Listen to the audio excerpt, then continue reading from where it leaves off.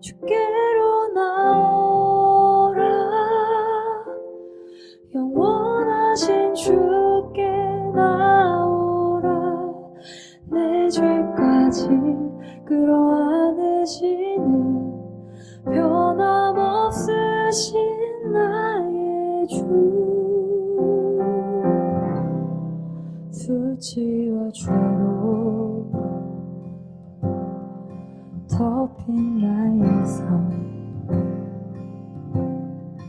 노력을 해봐도 벗어지지 않네.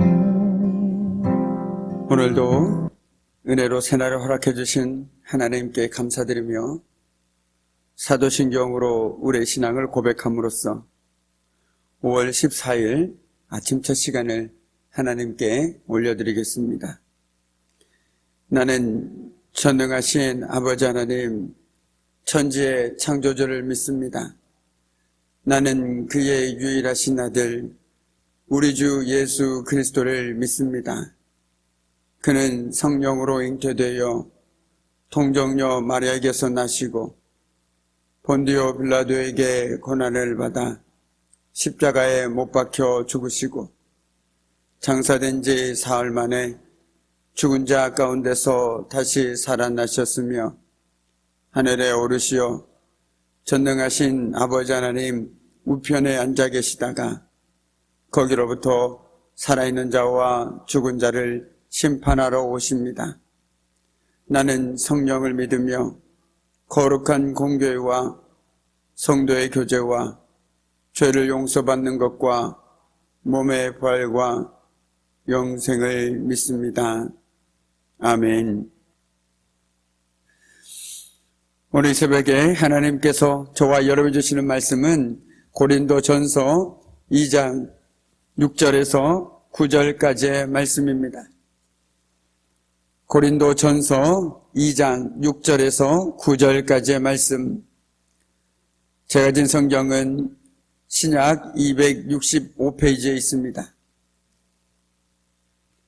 우리 귀한 말씀을 한 절씩 교독하도록 하겠습니다. 그러나 우리가 온전한 자들 중에서는 지혜를 말하노니 이는 이 세상의 지혜가 아니요 또 이 세상에서 없어질 통치자들의 지혜도 아니요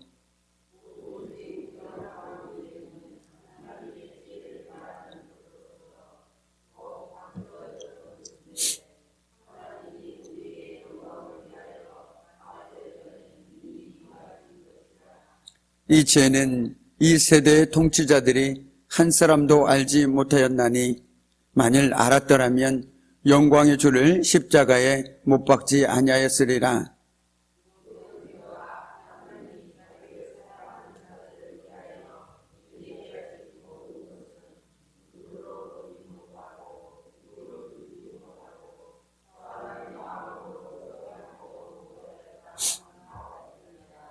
아멘. 참으로 고마우신 아버지 하나님 감사합니다. 오늘도 주의 은혜 가운데 저희들 복된 주의 말씀 앞에 그리고 기도의 자리로 나올 수 있었습니다. 오늘 하나님께서 저희들의 발걸음을 친히 인도하여 주셨사오니 하늘의 은혜로 채워주시고 이 시간 믿음을 더하여 주셔서 오늘도 그 믿음으로 주님께 전심을 다하여 마음껏 부르짖을 수 있는 이 새벽이 되어줄 수 있도록 하나님께서 함께하여 주옵소서. 오늘도 주님께서 말씀을 통하여 깨우쳐 주실 것을 믿사오며 감사드리며 예수님의 이름으로 간절히 기도드립니다. 아멘. 우리가 고린도 교회 하면 대표적으로 떠오르게 되는 것이 바로 분쟁과 분열일 것입니다. 그런데 고린도 교회 내에 있던 이런 문제들의 근본적인 이유는 바로 예수님을 버렸기 때문입니다. 그들의 교회 공동체 안에서 예수님은 없고 사람만 보였기 때문에 그들은 교회 안에서 분쟁과 분열이 일어날 수밖에 없었던 것이죠. 그러나 보다 근본적으로 그 이유를 찾자라면 그들이 하늘의 지혜가 아닌 하나님의 지혜가 아닌 세상의 지혜로 신앙생활을 하고 있었기 때문일 것입니다. 바울 사도는 여러 번에 거쳐서 지혜에 관해서 말씀하고 있습니다. 그는 하나님의 지혜와 세상의 지혜를 말하면서 결정적으로 이 둘은 다르다라고 말하고 있습니다. 세상의 지혜로는 결코 하나님의 지혜를 알 수가 없습니다. 그리고 그 하나님의 지혜는 바로 사람들이 십자가에 못 박은 예수 그리스도이심을 밝혀주고 있습니다. 우리 7절 말씀을 다시 한번 읽도록 하겠습니다. 7절 말씀입니다. 오직 은밀한 가운데 있는 하나님의 지혜를 말하는 것으로서 곧 감춰졌던 것인데 하나님이 우리의 영광을 위하여 만세전에 미리 정하신 것이라. 아멘. 바울은 하나님의 지혜를 은밀한 가운데 있는 것으로 설명하고 있습니다. 그렇습니다. 하나님의 지혜는 참으로 신비롭고 은밀함에 있습니다.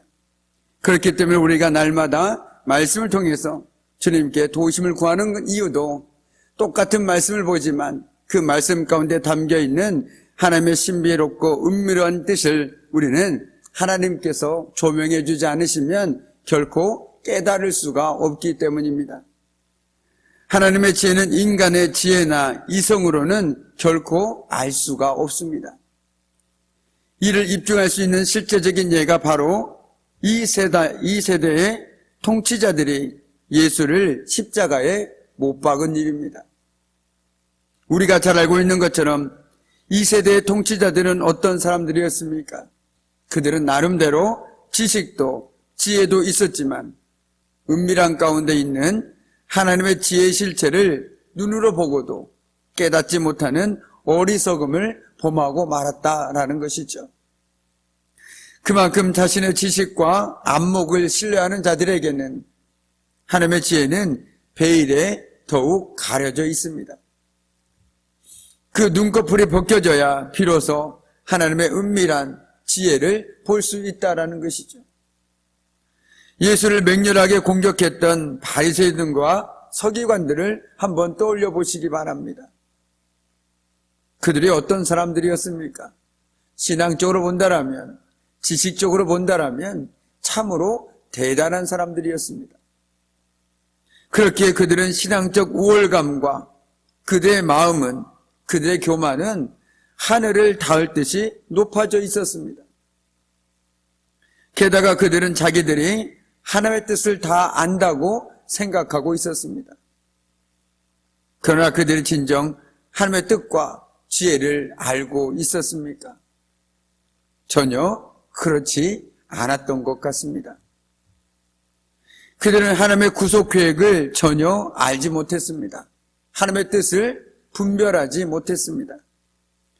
자신들의 교만으로 인해 하나님의 비밀의 열쇠가 되시는 그리스도를 인정하지 못한 것이죠. 세상적으로 본다라면 세상의 지혜는 무궁무진할지 모르겠지만 결코 하나님의 지혜를 소유하지 못하는 어리석은 삶을 살았던 이들이다라고 말할 수 있는 것입니다. 하나님의 지혜라는 것은 스스로 지혜 있다고 생각하는 사람들에게는 비밀이 되고 오히려 겸손하게 자신을 낮추는 자들에게만 비밀의 베일이 벗기고 은혜로 다가오게 된다라는 것이죠. 그러므로 우리는 오직 겸손하게 날마다 주님께 나아가서 하나님께서 자신의 비밀스러운 지혜를 보여주시도록 간구해야 하는 것입니다. 그럴 때 우리 모두가 믿음의 눈, 영적인 눈이 밝아진 자들이 되어질 수 있다는 것이죠. 주님, 오늘도 나에게 하늘의 지혜를 허락하여 주시옵소서. 하나님의 지혜를 나에게 허락하여 주셔서 오늘 하루의 삶 속에서도 내 삶의 자리에서도 하나님의 뜻을 분별하고 살아갈 수 있도록 믿음의 눈과 영적인 눈을 뜨게 해 주십시오라는 이 기도가 바로 저와 여러분의 기도가 되어야 되는 이유도 바로 여기 있다는 것입니다. 저와 여러분은 잘 기억하고 있습니다. 눈이 보이지 않았던 바디메오라는 사람을 잘 기억하고 있었습니다. 많은 사람들은 그가 보이지 않는다라고 생각했습니다. 그러나 예수님께서 보시기에는 오히려 그를 따라다니고 있는 제자들이 영적으로 믿음의 눈을 뜨지 못한 눈먼 자들이었음을 간접적으로 보여주는 사건이 바로 바디메오가 눈을 뜬 사건이라는 것입니다. 그들은 볼 수 있는 눈이 있었으나 영적인 눈과 믿음의 눈은 없었습니다. 그러나 반대로 바디메오는 비록 육신적인 눈은 볼 수는 없었지만 영적인 눈, 믿음의 눈은 가지고 있었다라는 것이죠.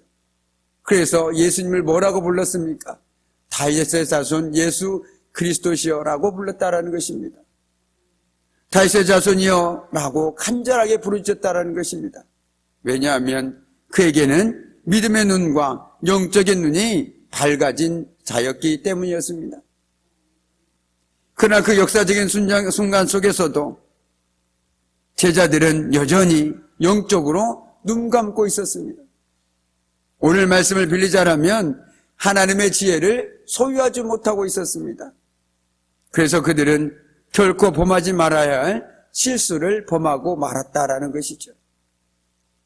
바라기는 저와 여러분이 날마다 겸손한 마음으로 주님 앞에 나아가 하나님께 하나님의 지혜를 구함을 통해서 믿음의 눈, 영적인 눈이 밝아진 자들이 되기를 간절히 소망합니다.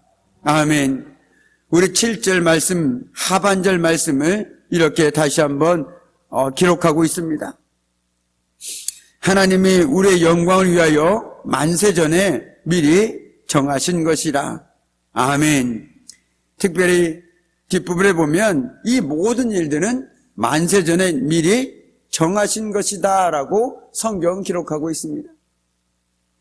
바울은 감춰진 비밀, 곧 하나님의 지혜에 대해 말하며 이는 만세전에, 이미 오래전에 정해진 것이다 라고 말하고 있다라는 것이죠.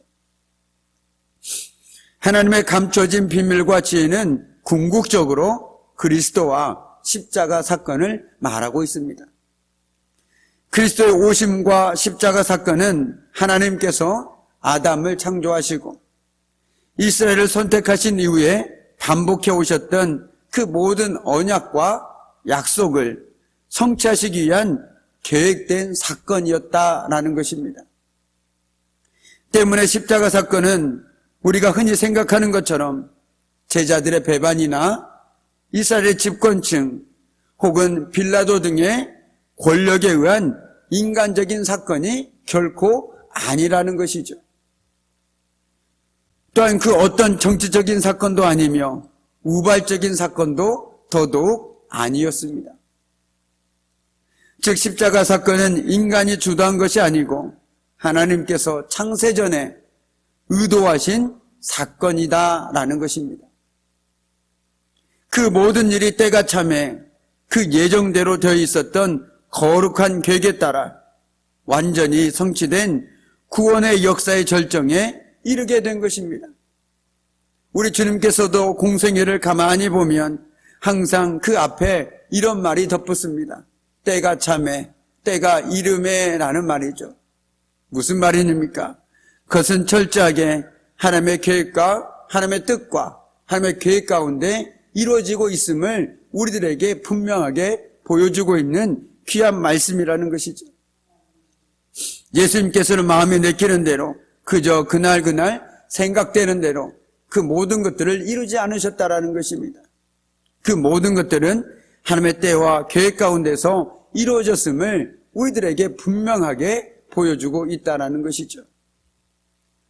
이처럼 십자가 사건이 실상은 창세전에 이미 예정된 하나님의 계획과 섭리 가운데 이루어진 일이라면 오늘 우리들의 삶 또한 마찬가지 아니겠습니까? 우리는 이 땅의 삶의 온갖 일들과 상황에 부딪힐 때가 있습니다. 그래서 때로는 너무 힘들어서 낙심하고 두려워할 때가 있습니다. 더욱이 그 모든 일이 우리의 이성적인 생각으로 이해되지 않을 때마다 이를 우연이나 혹은 운명 등으로 해석하려고 합니다. 우연이다. 이것이 내 운명이구나. 이런 말들을 서슴없이 하게 된다는 것이죠. 하지만 이 땅의 그 어떤 일도 알 수 없는 운명이나 우연으로 이루어지는 일은 있을 수가 없다라는 것이죠. 특별히 우리 믿음의 사람들에게는 우연은 있을 수가 없습니다. 우연으로 가장한 하나님의 계획은 있을 수가 있겠죠. 이 우주 만물은 우연히 생긴 것도 아니며 하나님의 지혜를 통해 창조되었기 때문입니다. 뿐만 아니라 또한 그 과정 역시 하나님의 주권적인 섭리와 계획에 따라 움직이고 있기 때문입니다. 그러므로 만일 우리가 진정으로 하나님의 섭리와 선하신 뜻을 믿는다라면 우리가 아무리 어려운 역경과 어려움에 처할지라도 결코 낙심하거나 두려워할 필요가 없다라는 것이죠. 역사 속의 그 모든 사건은 예외 없이 하나님의 섬세하신 섭리와 계획 속에 있었습니다. 뿐만 아니라 심지어 길가의 풀 한 폭이나 공중의 새 한 마리까지도 결국 하나님께서 허락하지 않으시면 그 하나도 땅에 떨어지지 않기 때문입니다. 그러므로 어떤 상황과 위험에 처할지라도 그 가운데는 창세전에 예정된 하나님의 계획과 섭리가 있음을 굳게 믿으면서 소망을 잃지 않고 흔들림 없이 믿음에서 살아가는 저와 여러분의 삶이 되기를 주님의 이름으로 간절히 축복합니다. 아멘. 기도하겠습니다. 참으로 고마우신 아버지 하나님, 그렇습니다. 단지 우리가 알지 못할 뿐 하나님께서는 하나님의 지혜로 이미 만세전에 이 모든 것들을 정하셨음을 이 시간 우리가 말씀을 통하여 깨닫게 되었습니다. 우리가 하나님의 계획과 섭리가 있음을 굳게 믿으면서 어떤 상황 속에서도 소망을 잃지 않고 흔들림 없이 믿음 안에 살아가는 저희들의 삶이 되어줄 수 있도록 하나님 오늘도 친히 함께하여 주옵소서. 감사드리오며 예수님의 이름으로 간절히 기도드립니다. 아멘. 이제는 우리 주 예수 그리스도의 은혜와 아버지 하나님의 말할 수 없는 그 사랑하심과 성령의 사귐과 임재와 다스리심이 우리가 삶 가운데 어떤 상황과 위험에 처할지라도 그 가운데는 창세전에 예정된 하나님의 계획과 섭리가 있음을 굳게 믿으면서 흘림없이 믿음으로 살아가기를 결단하는 우리 귀한 성도들의 삶과 그들의 가정과 일터와 사업장 위에 사랑하는 자녀들 위해 그리고 오늘 새벽에도 믿음으로 기도하고 간구하는 모든 믿음의 기도의 제목들 하나하나마다 위에 그리고 65년 전 이 땅 가운데 하나님께서 뜻하신 바가 있어 세우신 우리 귀한 장동교회와 또 하나님께서 세우신 귀한 장로님들과 우리 교회 모든 기관들 위해 이제부터 영원토록 함께 하시기를 간절히 축원하옵나이다. 아멘.